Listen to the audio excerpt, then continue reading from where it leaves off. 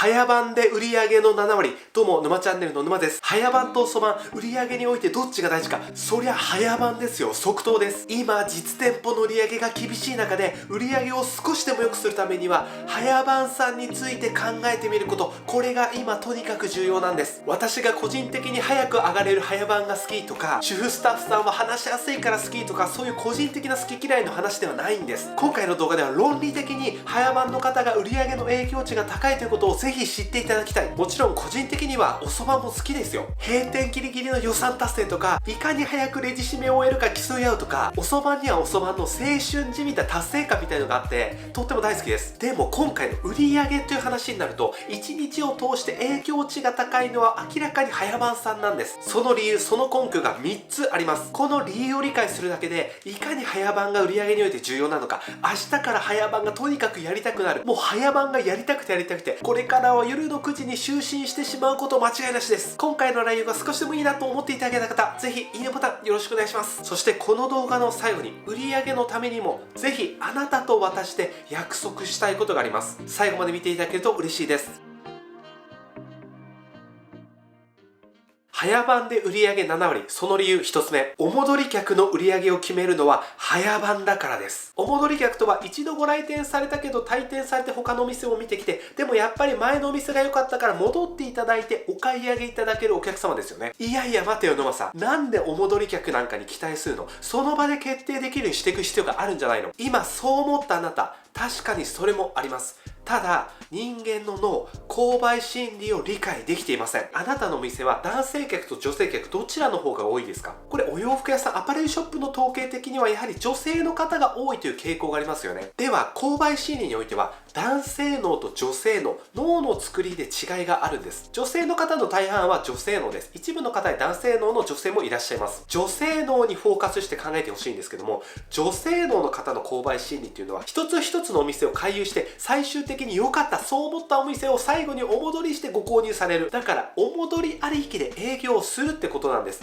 あなたの決定率が悪いからその場で決まったのではなくて、じっくり見た上で決定したいという考えの方が多いということです。ちなみに男性脳の方っていうのは目的に向かって一直線に買う傾向があるようです。大事なのでもう一度言います。あなたのお店の販売戦略、接客戦略としてはその場で決定させる努力も必要ですが、お戻りの方をどうやって増やせるかという印象作りっていうのが非常に重要になるんです。ちょっとここで立ち止まって考えたいんですけども、 A 店と B 店があります。その A 店と B 店に似たような同じ白い T シャツが同じ値段で売ってたとします。この場合、あなただったら A 店と B 店どっちで買うと思いますか？少しでも印象が良くてレジ応対も快適に行っていただけそうなお店に行きますよね。いいですか？お戻りありきの接客、お客様の心理としてはこの最初の印象ってところを大事にするんですよ。初めの印象が良くてレジ応対も快適にやってくれそうだなっていうのは誰の影響値が大きいですか？午前中に行ったあの店、スタッフさんが明るくてなんか清々しかった。あのお店だったらもう一回行ってもきっと清々しい対応してくれるんじゃないかな。そんな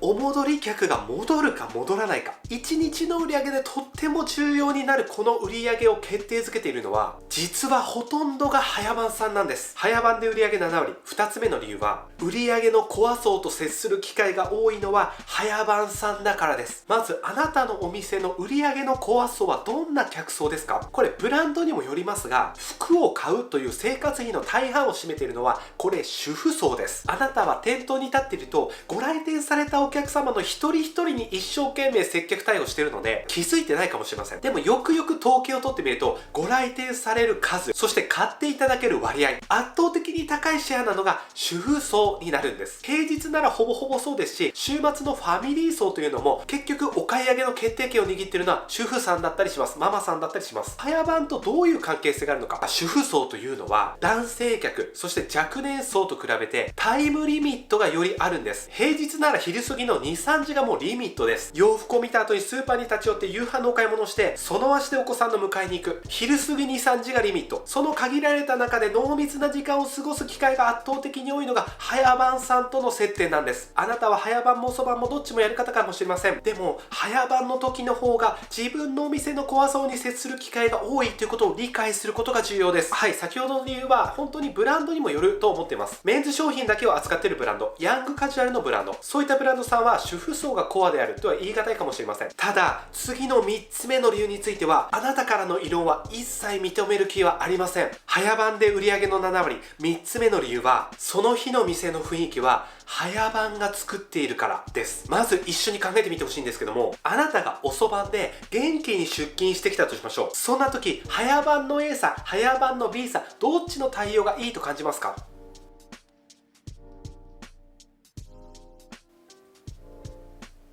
おはようございます。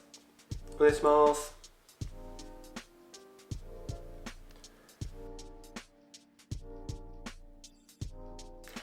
いらっしゃいませ。おはようございます。今日もよろしくお願いします。髪切ったんですか？いいじゃないですか。夏スタイルですね。めっちゃ似合ってますよ。今日も頑張りましょうね。